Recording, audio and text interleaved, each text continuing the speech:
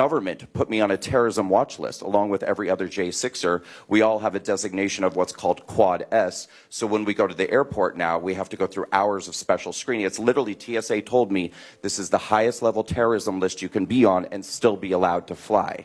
They follow you around the airport with teams of agents. Sometimes they have dogs. They station themselves all around you at the gate. They bring special equipment and swab every item in your bag for explosive materials, your hands, your feet, stick their hand down your pants doing pat downs. They do all of this in front of the other passengers multiple times when you're flying. People with misdemeanor charges, misdemeanor disorderly conduct charges. It's 2023, and this is where we find ourselves. Can you believe it? We're living in a space where people who attack the very Capitol where this meeting took place gets more respect than lifetime servants to our government, to our country. Well, this is very helpful because during the appropriations process, we can put riders to prohibit the use of funds on some of the things that would seemingly violate people's due process. Lifetime civil servants are disrespected on a regular basis by the same Republican that is respecting a January 6th. Talking about holding funds for TSA. We have to use the power of legislation.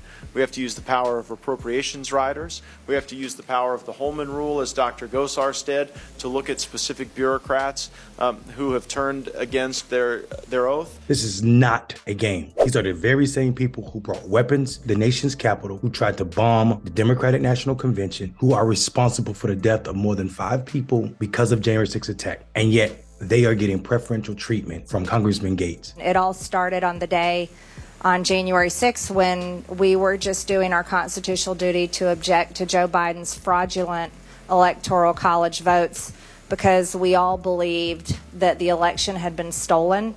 And I can't believe that we're here talking about this, but first I'd like to express my deepest sympathy for each of you and all the pain and suffering that you've all had to go through. This idea of civility for these people who attack the government and our elections only because Trump lost and incited a riot or a terroristic plot to overthrow our government, Matt Gaetz go along with it. This continues the fact and the road that is eroding America's democracy to the point where it's no longer called a thing. We can no longer pretend that this is okay or safe. I like the fact that you said it was an opportunity, because I want to go back to those videotapes.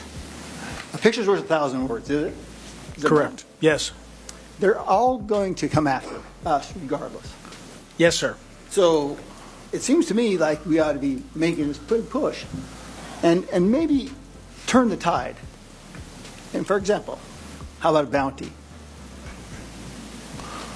Make everybody deputies, and look in those tapes as to people that are undercover. Antifa. We are setting the road for destruction. When we can normalize January 6th to the point that they can come to a congressional hearing and be treated with this much respect and allowed to talk in long form when civil servants are interrupted daily and demeaned daily by these same Republicans. We're in a dangerous state, y'all. Pay attention. And regardless of what DeSantis tell you, you need to stay woke.